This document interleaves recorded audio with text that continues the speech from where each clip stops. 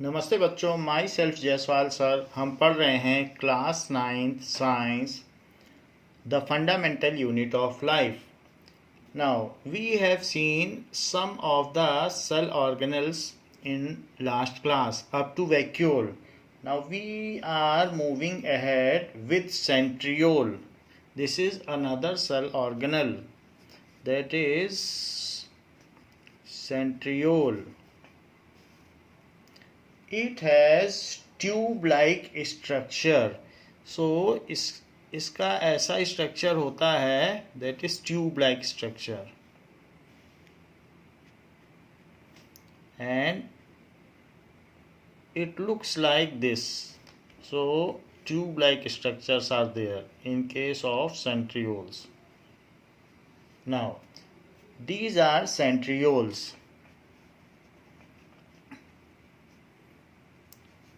And it has microtubule. इसमें बहुत पतले पतले पोर्स होते हैं, जिसमें से हर एक को कहते हैं microtubule. Microtubule. It is not covered with any membrane. So centriole consists of microtubule. Centriole consists of microtubule.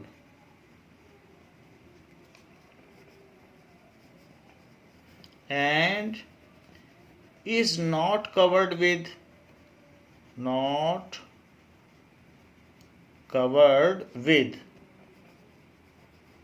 cellular membrane.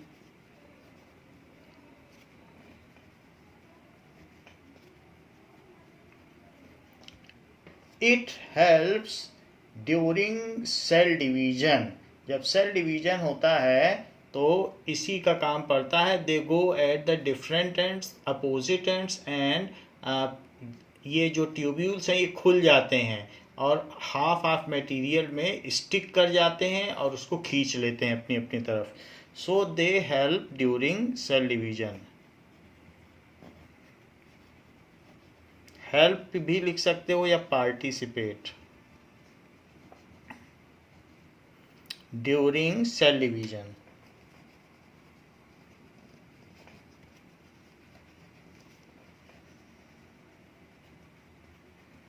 Now these are various cell organelles which we have seen. Let us move ahead with the difference in animal cell and plant cell. It is an important question. So what is the difference between animal cell? इस chapter में हमने animal cell के बारे में भी देखा और plant cell के बारे में भी स्टडी किया. तो इनमें कुछ बेसिक डिफरेंसेस हैं.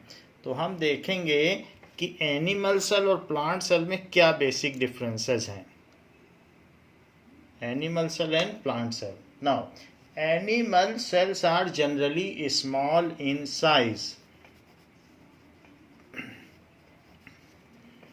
सेल्स आर जनरली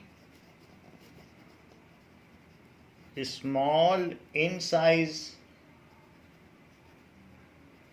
ये छोटे होते हैं. जबकि plant cells are larger than animal cell. Plant cells are larger than animal cell.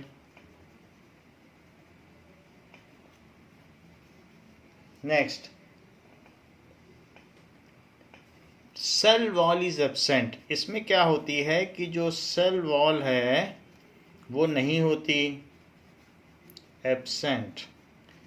And in this cell wall is present and it is made of cellulose.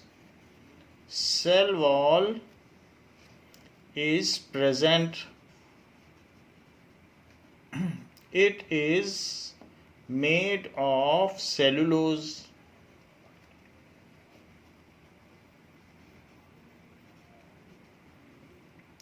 तीसरी चीज, vacuoles in animal cells are small and temporary, mainly इसमें जैसे आपने amoeba में देखा food vacuoles होते हैं, कभी कभी वेस्ट वैक्यूल्स होते हैं और वो टेम्पररी होते हैं। फूड खा लिया फिर वेस्ट हो गया, फिर वेस्ट को बाहर निकाल दिया। So vacuoles in animal cell are small and temporary. Vacuoles in, क्योंकि हम अपने अंदर से वेस्ट को एक्सक्रीट कर सकते हैं। सो एनिमल सेल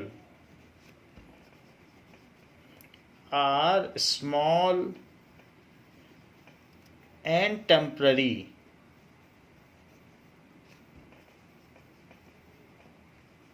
तो टेम्पररी होते हैं, जबकि इसमें जो वैक्यूल्स होते हैं are larger in size.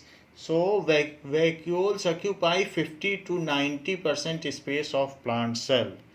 Vacuole occupy 50 to 90% portion of plant cell। इतने बड़े बड़े होते हैं of plant cell। इसीलिए प्लांट्स पानी में तैरते रहते हैं क्योंकि उसमें लार्ज वैक्यूल्स हैं। इसके अलावा एनिमल सेल में प्लास्टिड्स नहीं होते हैं, उनको कोई कलर तो दिखाना नहीं है, फ्लावर्स का कलर, तो इसलिए एनिमल सेल में प्लास्टिड्स नहीं होते हैं। जबकि प्लांट सेल में ल्यूकोप्लास्ट होते हैं, क्लोरोप्लास्ट होते हैं, रोडोप्लास्ट होते हैं। रेड कलर का फ्लावर है तो रोडोप्लास्ट है, ग्रीन कलर का है तो क्लोरोप्लास्ट है। तो इसलिए plastids are absent. Plastids are absent, जबकि इसमें प्लांट सेल में प्लास्टिड्स आर प्रेजेंट। जैसे ल्यूकोप्लास्ट है वो कलरलेस है, उसका काम है स्टार्च, प्रोटीन, एमिनो एसिड को आप संग्रहित करना, टू स्टोर करना। जबकि क्लोरोप्लास्ट का काम है ग्लूकोज बनाना सनलाइट की प्रेजेंस में। रोडोप्लास्ट है, इसका काम है इंसेक्ट को अट्रैक्ट कराना और पॉलिनेशन कराना। तो इस तरीके से अलग अलग तरीके से इनका काम होता है। Now animal cells have single Golgi apparatus. However, plant cells have many Golgi apparatus. Animal cells have single तो होगा लेकिन वो लार्ज होगा, बड़ा होगा। Golgi apparatus।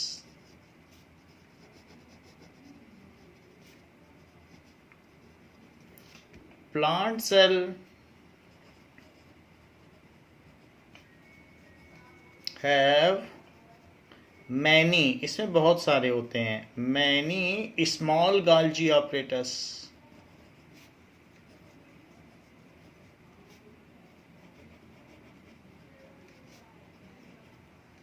सो इसमें कई Golgi apparatus होंगे और जबकि उसमें एक ही होगा, ये बात है। तो इसमें कई Golgi apparatus होंगे। नाउ अब बात आती है कि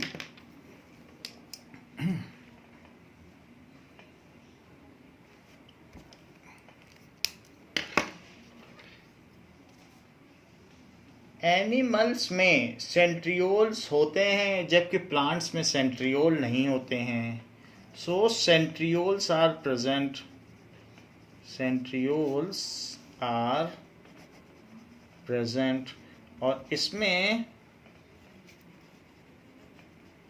centrioles are absent। तो इस तरीके से they are different with each other. तो इसका डिफरेंस इंपॉर्टेंट है, याद करने लायक है। Now we will come to in text question page number 65।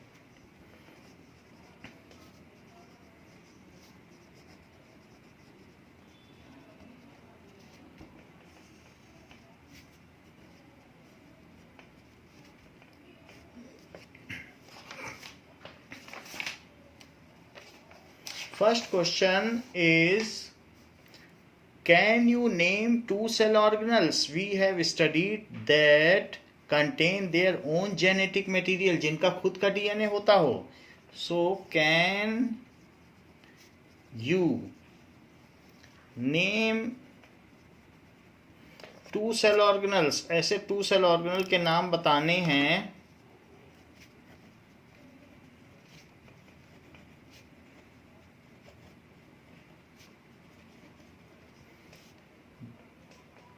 that contain their own genetic material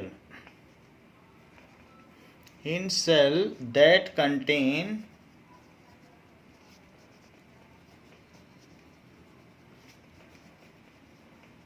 their own genetic material. genetic material DNA को कहते हैं. genetic material. So mitochondria and plastids contain their own genetic material. ये हम लोगों ने पढ़ लिया है. तो इसका आंसर है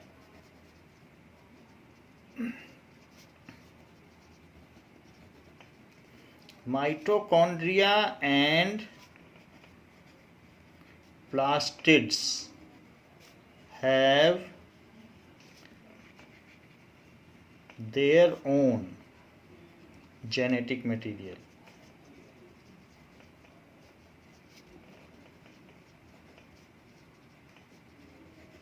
तो इनका अपना जेनेटिक मटेरियल होता है. सेकंड क्वेश्चन पूछा गया है कि if the organism of a cell is destroyed due to some physical और केमिकल इन्फ्लुएंस, इफ ऑर्गेनाइजेशन, यदि कोशिका का संगठन, if the organisation of a cell is destroyed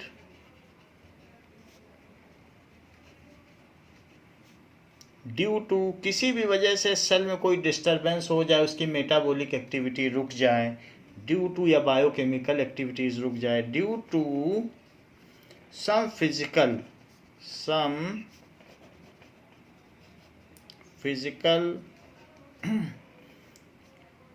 और chemical influence,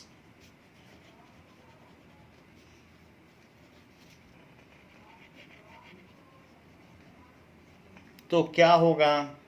What will happen? ठीक तरीके से सेल काम नहीं कर पा रही है तो क्या होगा, ऐसा पूछा जा रहा है. What will happen? In that case क्या हो जाएगा, ऐसा पूछा गया है. Now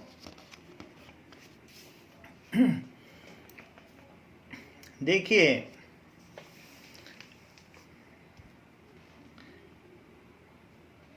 now in case cell performs various functions, so cell के अंदर की जो कंडीशन होती है वो एक तरीके की बैलेंस्ड कंडीशन होती है. वो उसको कहते हैं होम्योस्टेसिस. वो अपनी एक स्टैटिक कंडीशन बना के रखती है. So a well organized cell maintains its homeostasis, यानी उसके अंदर जो हर चीज़ है वो मेंटेन रहती है. कितना वाटर होना चाहिए, कितने परसेंट प्रोटीन होना चाहिए, हर चीज़ मेंटेन्ड है. A well organized cell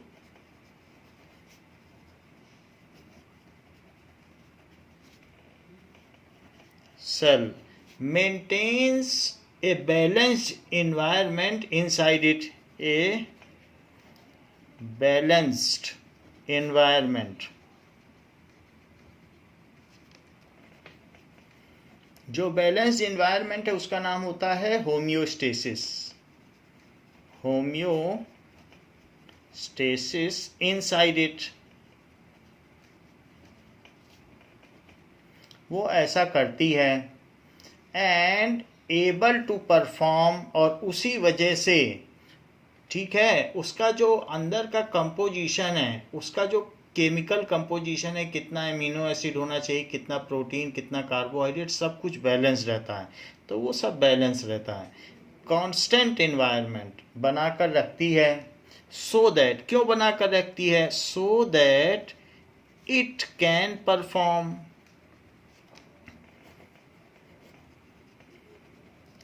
its basic functions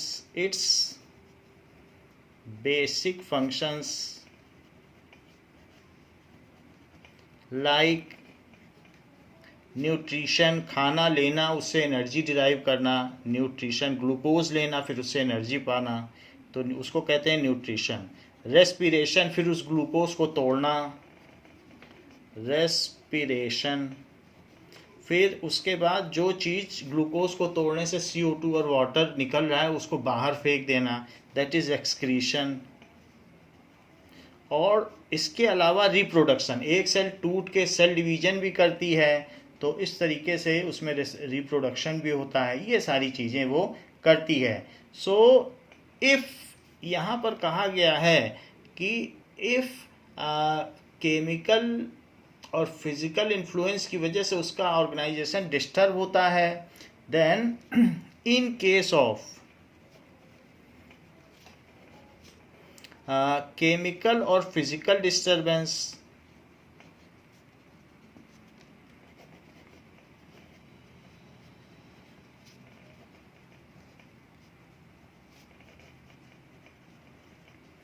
the homeostasis will not be maintain, तो फिर उसकी जो कांस्टेंट केमिकल कंपोजिशन है वो मेंटेन नहीं रह पाएगी। The homeostasis,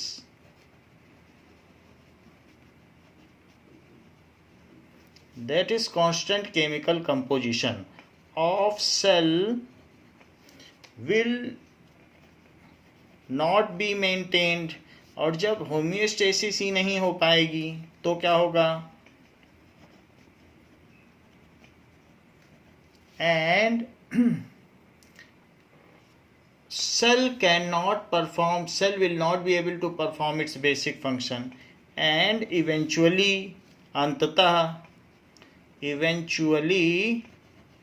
cell cannot perform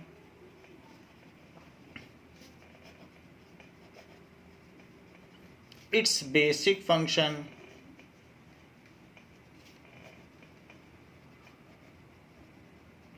and ultimately it will die. जब बेसिक फंक्शन ही नहीं कर पाएगी तो फिर मर जाएगी, and ultimately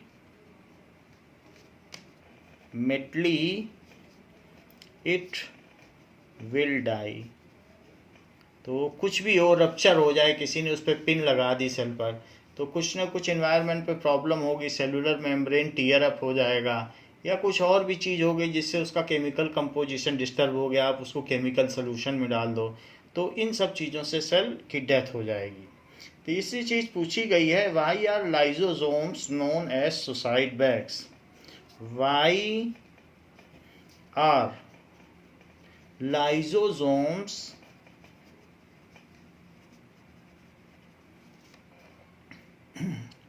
known as suicide bags?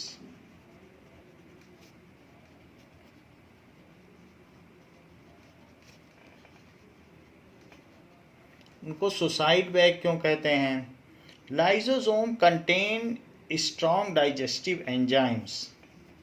Lysosome contains strong digestive enzyme.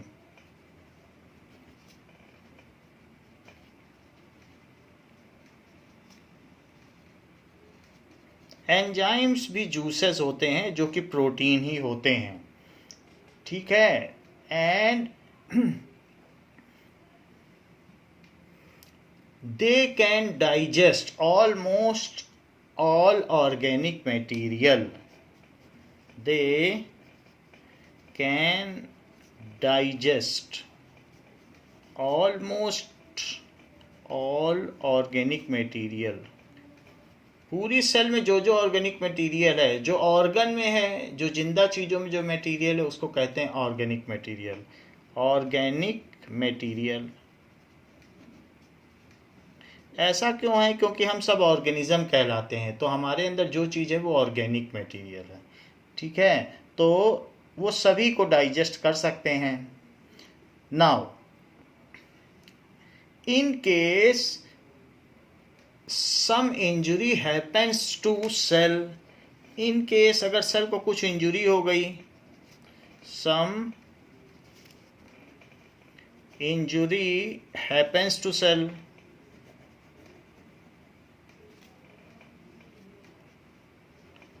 और cell can not pull on its basic function, या सेल अपना काम नहीं कर पा रही है, और cell is not able to pull on its basic functions. अभी आपको बेसिक फंक्शन बताया, जैसे न्यूट्रिशन, ये सारी चीज़ें बताई गई। न्यूट्रिशन कर सकती है, रेस्पिरेशन, एक्सक्रीशन। तो बेसिक फंक्शन, अगर कोई कोशिका अपना मूलभूत कार्य नहीं कर पा रही है तो क्या होगा? Functions then lysosome burst and digest their own cell, then उसी सेल ने उसको बनाया था और उसी सेल को वो खा लेंगे। लाइसोसोम बर्स्ट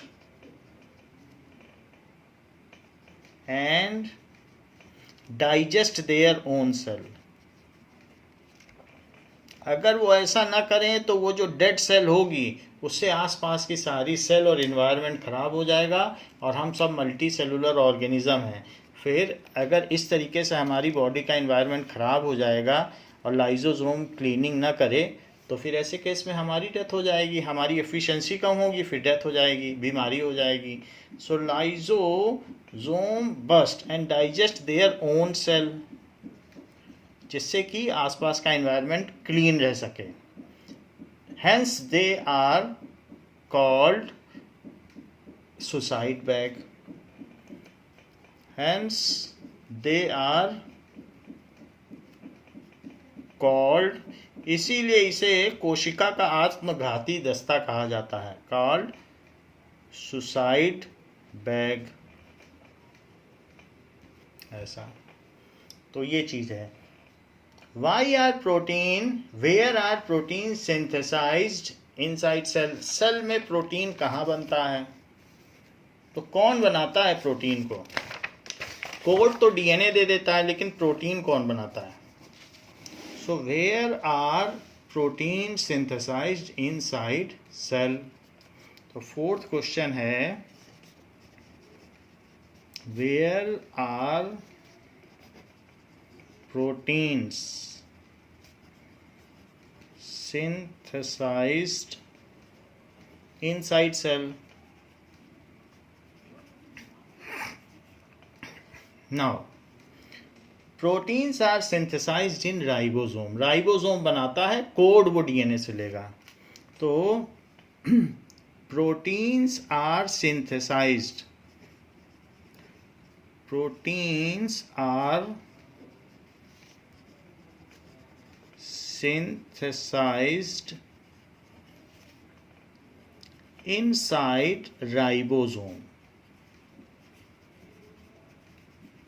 माइटोकॉन्ड्रिया में भी राइबोसोम है, वहाँ भी प्रोटीन बनता है। प्लास्टिड्स में भी राइबोसोम है, वहाँ भी प्रोटीन बनता है। और न्यूक्लियस में तो राइबोसोम होता ही है। तो न्यूक्लियस से राइबोसोम निकल के एंडोप्लाज्मिक रेटिकुलम पे बैठ जाता है, फिर वहाँ पर प्रोटीन बनता है। तो ये तो बात हो गई कि जो हमारे इन टेक्स्ट क्वेश्चंस थे। अब हम एक्सरसाइजेस के क्वेश्चंस पर आते हैं। सो exercises, now make a comparison and write down ways in which plant cells are different from animal cell. So make a comparison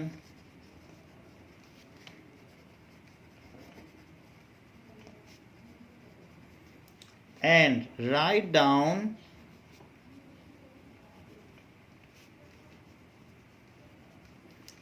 ways in which plant cells are different from animal cells.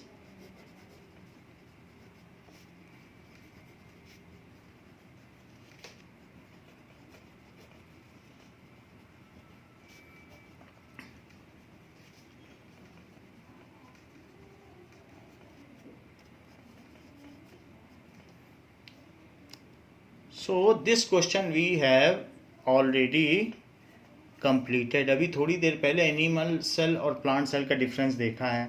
How is prokaryotic cell different from eukaryotic cell, इसका भी difference हमने देख लिया.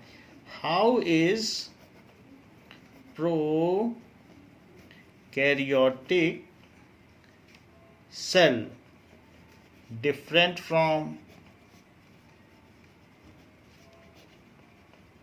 eukaryotic cell. तो earlier video में हमने इसका difference देखा है. तीसरी बात, थर्ड क्वेश्चन पूछा गया है, what would happen if plasma membrane rupture और ब्रेक डाउन. अगर सेल की मेम्ब्रेन ही, जो सबसे आउटर मेम्ब्रेन है, वही रप्चर हो जाए, वो फट जाए. So what would happen? What would happen if the plasma membrane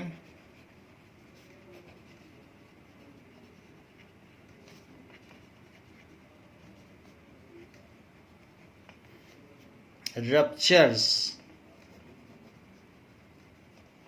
or break down? तो अगर वो टूट जाती है तो क्या होगा. Plasma membrane is selectively permeable membrane. Plasma membrane is a selectively permeable membrane. किसी चीज को परमिट करती है और किसी चीज को नहीं करती है, तो selectively permeable membrane. And it maintains the homeostasis of cell and it maintains constant chemical composition inside cell. Constant chemical composition inside cell.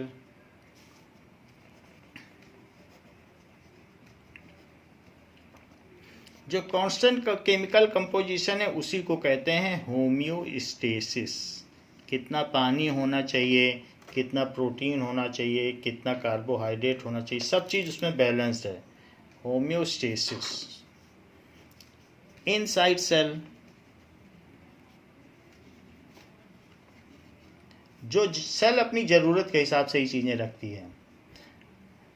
If it ruptures और break down, if it ruptures या वो rupture हो जाए और break down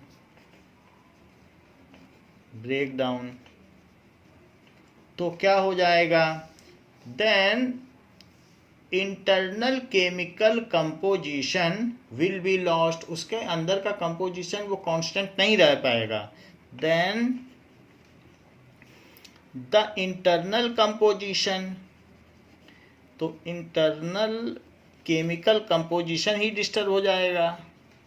chemical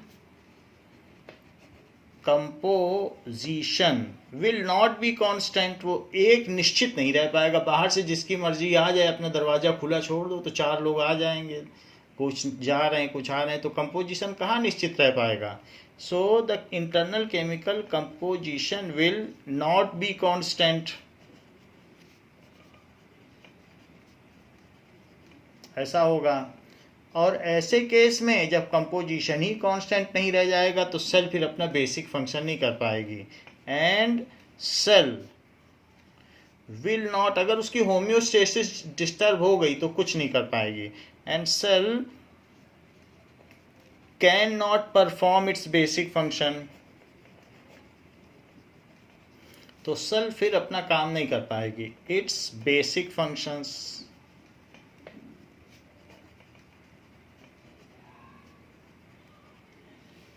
And ultimately it will die. And ultimately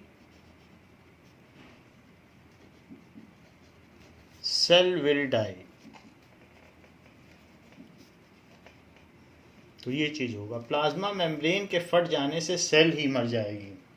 now what would happen to the life of a cell if there was no Golgi apparatus? अगर मान लीजिए कोई Golgi apparatus ना हो तो सेल को क्या फर्क पड़ेगा?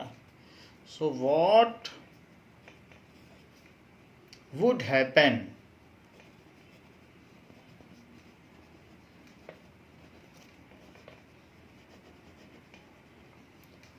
to the life of a cell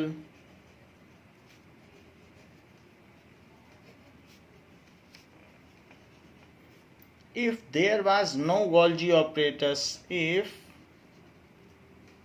there was no Golgi apparatus,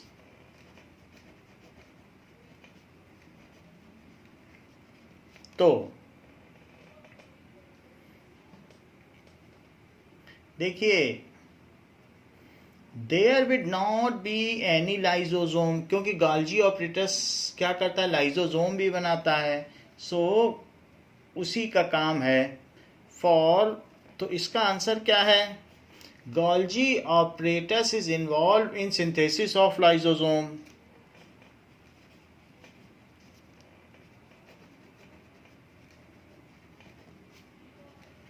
is involve, इसके कई काम हैं, इन पैकेजिंग, स्टोरिंग एंड इसके अलावा dispatching of chemical substances, in packaging, storing and dispatch भी करना, dispatching chemical substances to their destination.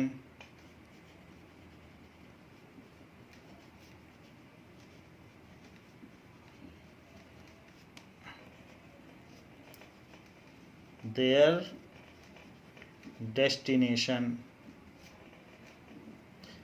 सिर्फ ये अंदर ही नहीं, inside and outside the cell वहां तक डिस्पैच करती है, inside and outside the cell. So the transportation network of cell will completely fail. तो वो पूरी तरीके से बाधित हो जाएगा, कोई पहुंचाने वाला ही नहीं रहेगा, सबको कुछ ना कुछ चाहिए, गोल्जी ऑपरेटर्स नहीं तो किसी के पास कुछ नहीं पहुंच पाएगा। सो ट्रांसपोर्टेशन नेटवर्क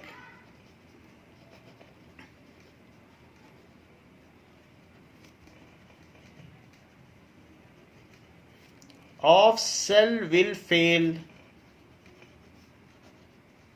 सोचिए अगर प्रोटीन और लिपिड ही ना पहुंचे तो सेलुलर मेम्ब्रेन कैसे बनेगी, सेल ग्रो कैसे करेगी, कुछ भी नहीं हो पाएगा।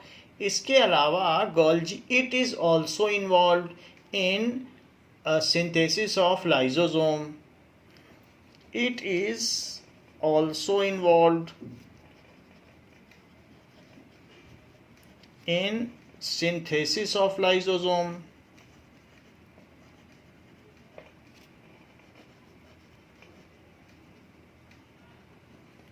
If there is no Golgi apparatus, then no lysosomes are formed. If there is no Golgi apparatus,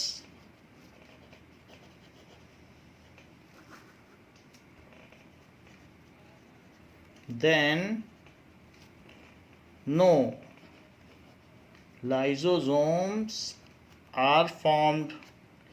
और जब लाइजोसोम ही नहीं फॉर्म्ड होंगे तो सेल की क्लीनिंग कौन करेगा, and the internal cleaning of cell is hampered. Hence internal cleaning of cell will not be performed. Internal cleaning, lysosome उसकी debris, टूटे फूटे हुई चीज़ें खा जाता है, of cell will not take place.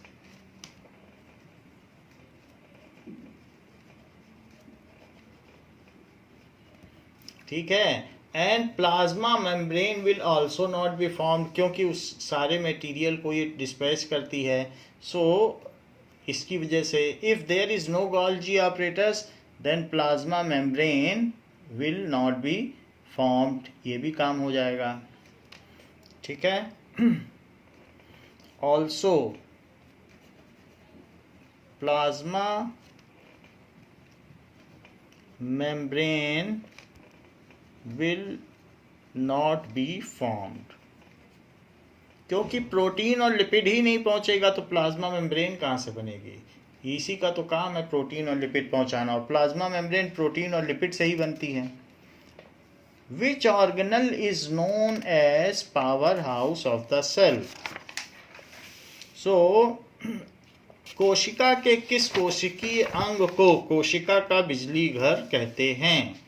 Which organelle of the cell is known as powerhouse of the cell. Which of is known as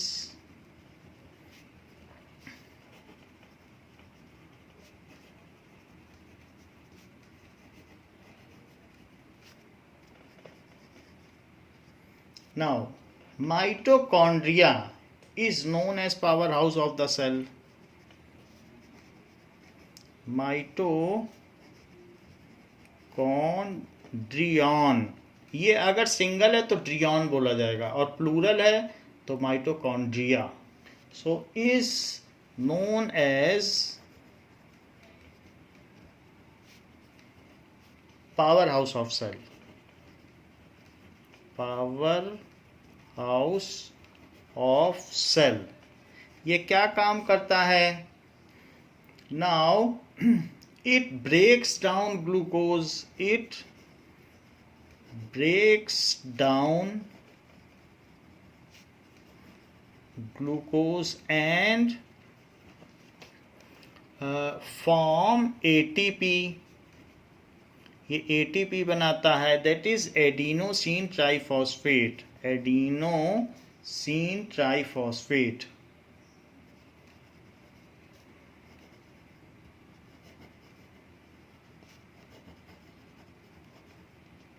Which is energy currency of cell. Which is energy currency of cell. All the cellular functions need ATP energy perform their functions. All cellular functions, जो भी cell में होने वाले functions हैं, so need energy to perform their basic functions. So all cellular functions need ATP energy to perform their basic function.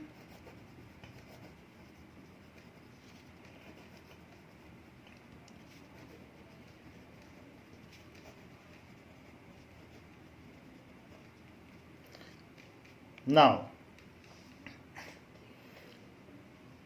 जैसे basic functions में कई चीज़ें आती हैं, तो फोटोसिंथेसिस, एग्जाम्पल के तौर पर फोटोसिंथेसिस खाना बनाना, तो क्लोरोफिल बनाता है, उसके लिए भी एनर्जी चाहिए.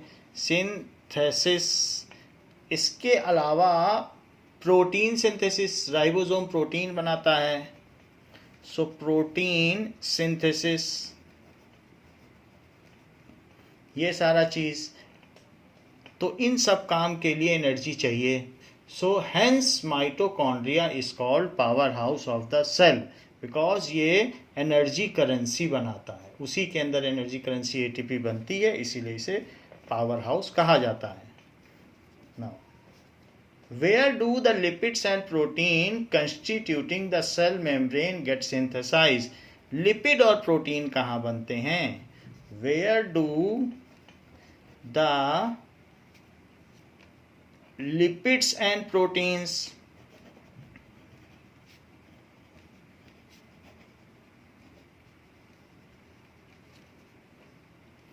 कंस्टिट्यूटिंग द सेल मेम्ब्रेन, इन्हीं दोनों से तो सेल मेम्ब्रेन बनती है। Constituting the cell membrane,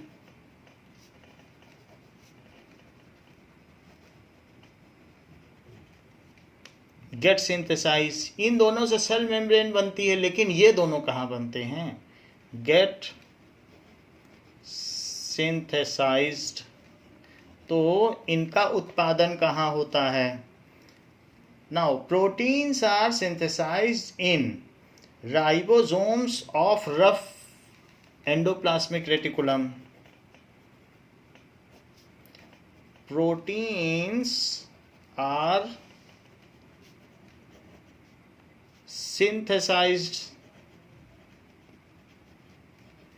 at ribosomes, तो ये राइबोसोम्स पे बनते हैं। प्रोटीन कहाँ बनते हैं? Ribosomes.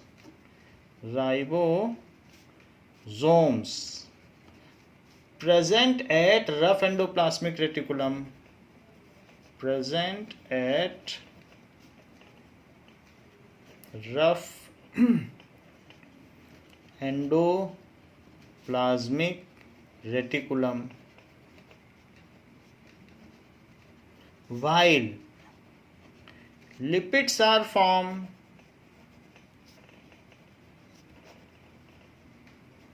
at smooth endoplasmic reticulum, smooth endoplasmic reticulum, reticulum. तो ये चीज़ है, ये हम लोगों ने पहले से ही पढ़ ली है। Now how does an amoeba gets it food, amoeba अपना खाना कैसे खाता है? How does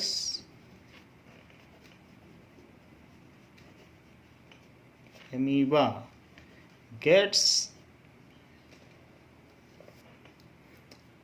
get its food, how does amoeba get its food? तो अमीबा क्या है? एक यूनिसेलुलर ऑर्गेनिज्म है। So amoeba is a unicellular organism.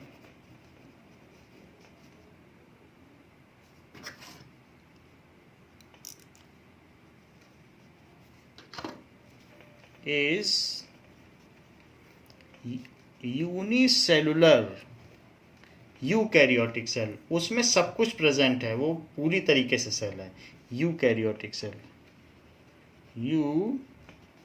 Eukaryotic cell,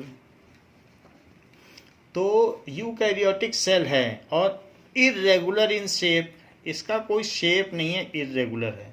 तो कभी भी अगर इसके पास फूड पार्टिकल आएगा या पैरामीशियम, तो ये अमीबा है और ये अमीबा का न्यूक्लियस है, तो ये अमीबा है। तो ये क्या करेगा? इस फूड पार्टिकल के चारों तरफ अपना स्यूडोपोडिया फैला देगा, झूठे पैर। तो अमीबा क्या करेगा कि इसके चारों तरफ जो फूड पार्टिकल है उसके चारों तरफ अपने फॉल्स फीट फैला देगा, जिसको कहेंगे स्यूडोपोडिया। स्यूडो का मतलब होता है फॉल्स, पोडिया फीट, तो फॉल्स फीट, स्यूडो यानी झूठा, तो अपने फॉल्स फीट फैला देगा। And engulf the food particle, ये फूड है, फूड पार्टिकल, तो उसको ये एनगल्फ कर लेगा। ठीक है। सो इसके बाद क्या होगा? जब ये इसको एनगल्फ कर लेगा अपने अंदर, तो ये फूड वैक्यूल बन जाएगा। यहाँ पर इसके अंदर फूड पार्टिकल आ गया, ये फूड पार्टिकल, तो ये फूड पार्टिकल था, तो इसने इसको एनगल्फ कर लिया ऐसे, और ये न्यूक्लियस है, तो ये फूड वैक्यूल हो गया, फूड वैक्यूल। ठीक है, तो इसको फूड वैक्यूल हो गया।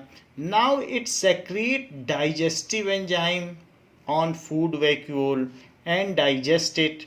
फिर इसके बाद वो इसको डाइजेस्ट कर लेगा, और डाइजेस्ट करने के बाद फिर क्या होगा, ये इसके बाद इसके अंदर जब ये डाइजेस्ट होगा, इसमें वो डाइजेस्टिव एंजाइम सेक्रीट करेगा, डाइजेस्ट कर लेगा, तो फिर ये बन जाएगा वेस्ट वैक्यूल। अभी इसमें वेस्ट रह गया, सब कुछ डाइजेस्ट कर लिया अपने अपने सेल के अंदर ले लिया डाइजेस्ट करके, तो बचा क्या, वेस्ट वैक्यूल। और फिर वेस्ट वैक्यूल को ये बाहर भेज देगा, तो बाहर भेज देगा तो फिर से ये अपने अंदर एक इस तरीके से स्यूडोपोडिया बना देगा, इसका इर्रेगुलर शेप है, तो और इसको इसने बाहर भेज दिया वेस्ट को। तो ये है, तो खाने को अंदर लेना इंजेशन है, फिर उसके बाद उसको डाइजेस्ट कर लेना डाइजेशन है, और उसके बाद वेस्ट को बाहर फेंक देना इजेशन है। ये है इजेशन, बाहर फेंक देना। खाने को अंदर लेना, जैसे अंदर ले लिया तो इट इज इंजेशन। फिर उसके ऊपर डाइजेस्टिव जूसेस डाल के डाइजेस्ट कर लेना, वो है डाइजेशन। डाइजेशन, तो डाइजेशन, इंजेशन, डाइजेशन, इजेशन। तो सबसे पहले क्या करता है, when food particle comes nearer it, when food particle, so आप इसमें नीचे लिख सकते हैं nutrition in amoeba, nutrition in amoeba.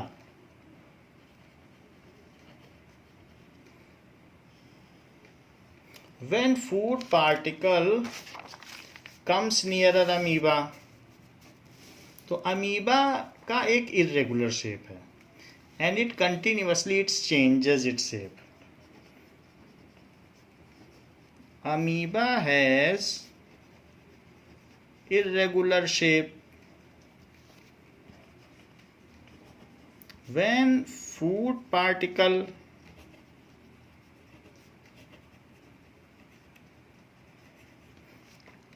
comes near it,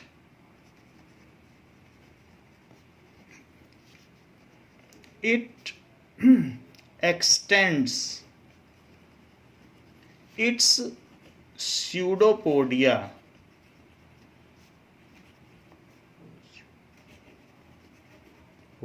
अपने झूठे पैर, स्यूडो, ई पहले आएगा तो यहाँ पर भी ठीक कर लेते हैं, स्यूडोपोडिया। सो ऐसे pseudopodia. Now it extend it's pseudopodia, अपना झूठा पैर फैलाता है, एंड अराउंड न्यूट्रिएंट जो फूड है, एंड एनगल्फ इट, उसे निगल लेता है, एनगल्फ कर लेता है, ठीक है। It is called nutrition, it is, इसको कहते हैं इंजेशन। उसने अंदर निगल लिया तो इसको कहेंगे ingestion, ingestion. Now it forms food vacuoles inside it, इसकी वजह से क्या होता है, उसके अंदर एक फूड वैक्यूल बन जाता है। It forms food vacuole inside amoeba. Now amoeba release strong digestive enzymes on food vacuole.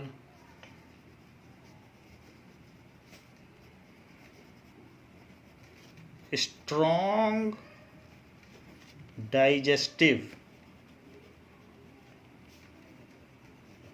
enzymes over food vacuole, and इसका वीडियो पीछे आपको दिखाया जा चुका है फर्स्ट पार्ट में, एंड उसमें डाइजेस्टिव एंजाइम रिलीज करता है एंड डाइजेस्ट इट, उसको डाइजेस्ट कर लेता है, यानी कॉम्प्लेक्स सब्सटेंसेस को सिंपल सब्सटेंसेस में तोड़ देता है।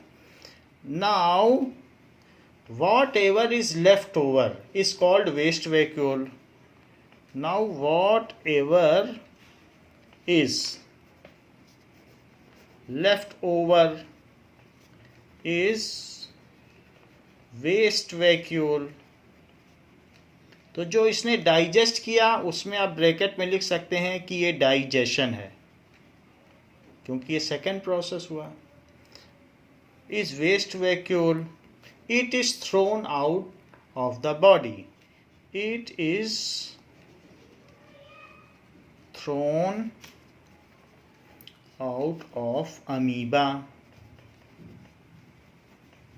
जिसको कि इजेशन कहेंगे। तो जब इसने खाना खाया, when it take something inside it, that is called endocytosis. और जब इसने कुछ चीज बाहर निकाली तो उसको कहेंगे एक्सोसाइटोसिस। कुछ भी चीज अगर अंदर ली जाए, पानी लिया जाए, खाना लिया जाए, सेल के अंदर अगर कुछ भी लिया जा रहा है तो आप इंजेक्शन भी बोल सकते हो, उसका दूसरा नाम है एंडोसाइटोसिस। और जब सेल के कोई चीज बाहर निकल रही है तो इजेशन भी बोल सकते हो या एक्सोसाइटोसिस।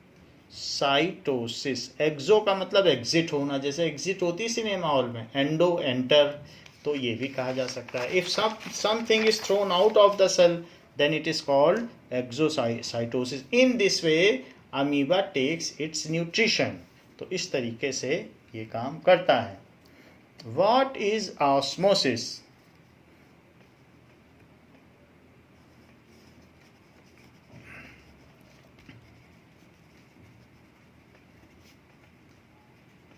नाउ ऑस्मोसिस क्या है? It is diffusion of water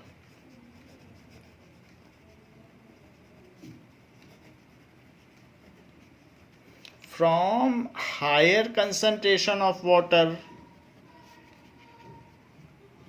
to lower concentration of water।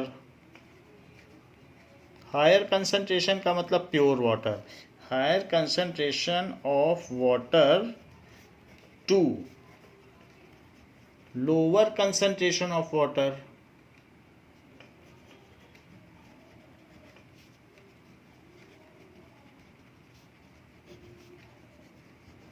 through semi-permeable membrane, through semi-membrane is called osmosis।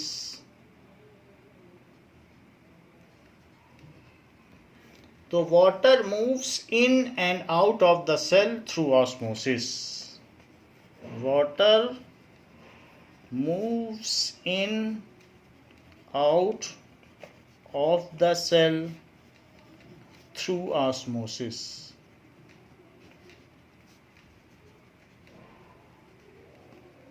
ये चीज हो गई।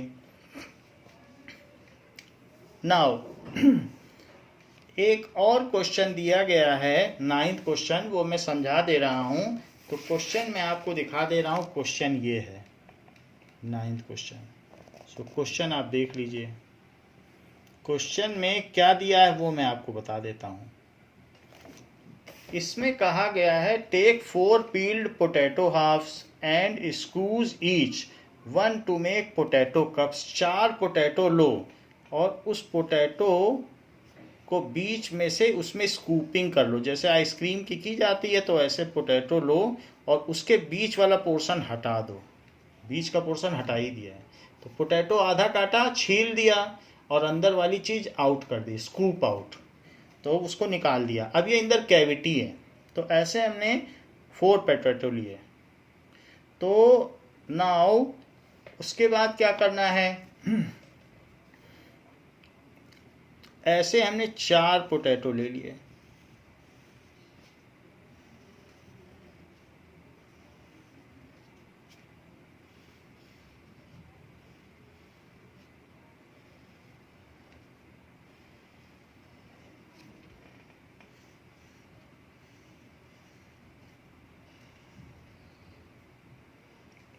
ऐसे इसको ABCD नाम दे दिया, ABCD।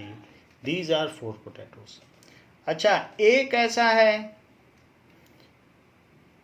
कि one of these potato cup should be made from a boiled potato. Put each potato cup in a trough containing water. तो ये सभी को वाटर में रखिए.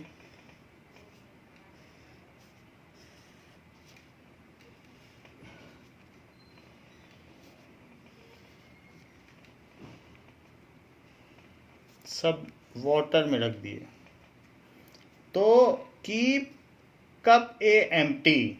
Put 1 teaspoon sugar. इसके अंदर बी वाले में शुगर डाल दी, शुगर, और इसमें वाटर डाल दिया.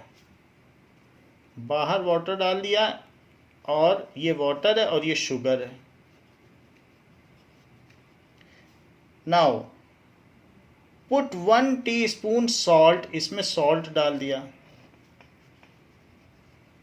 और इसमें भी वाटर डाल दिया ऐसे. And put 1 teaspoon sugar in the boiled potato. ये बॉइल्ड है, बॉइल्ड. और 1 टीस्पून शुगर, इसमें भी शुगर डाल दी. इसमें कुछ भी नहीं डाला लेकिन बाहर पानी रख दिया है, वाटर है, और इसमें भी वाटर रख दिया है. तो वो पूछ रहा है कि किस केस में ऑस्मोसिस होगी और किस केस में क्या क्या होगी. So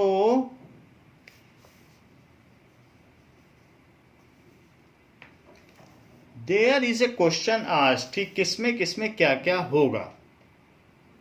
now there is no entering of water takes place in A. क्योंकि अंदर जो है लेसर कंसंट्रेशन ऑफ वाटर है ही नहीं, तो अंदर आपने कुछ रखा ही नहीं है. शुगर रखा होता तो पानी चला जाता, आपने कुछ रखा ही नहीं है. तो water always moves from higher concentration to lower concentration, जबकि इसके अंदर कुछ भी नहीं रखा गया है. So no water moves in cup A. तो ये रिजल्ट है, no water moves in cup A because inside cavity there is no lower concentration of water is present. As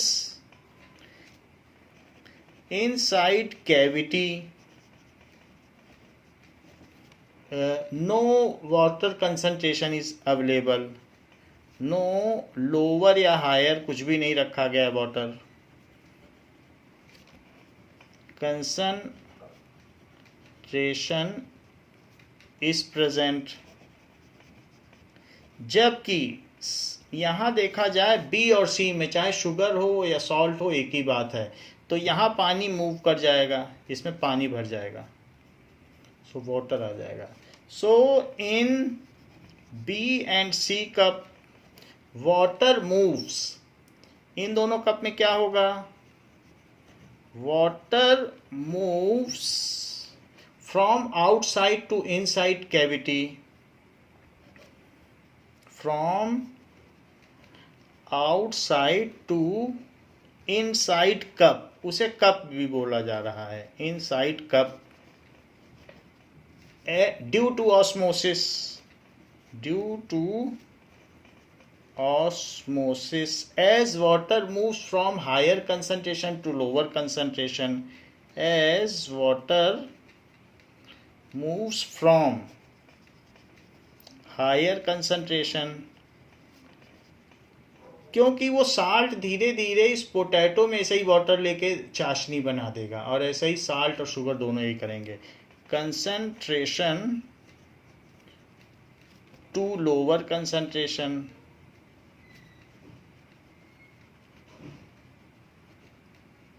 D में कुछ नहीं होगा. In D as potato is boiled so there is no semi permeable membrane. तो उसकी semi permeable में सारी sales तो मर गई, बॉइल करने से सेल थोड़ी ना जिंदा बचेगी. So in D as potato is boiled, तो जब सेल ही नहीं बची तो उसकी प्लाज्मा मेम्ब्रेन कहाँ बचेगी. So there is no selective permeable membrane, so no osmosis takes place. So no osmosis takes place and no water moves inside cup, and no water moves inside cup। तो ये बात कही गई कि किस किस केस में क्या होगा। यहाँ पानी कुछ होता अगर सिरप तो मूव करता, यहाँ कुछ था ही नहीं तो कुछ हुआ ही नहीं। So in this way we have explain कि किस किस एक्सपेरिमेंट में क्या क्या हुआ। तो इस तरीके से आपका the fundamental unit of life chapter ख़त्म हो गया है। इसके बाद हम नेक्स्ट चैप्टर अगली क्लास में पढ़ेंगे। थैंक यू बच्चों।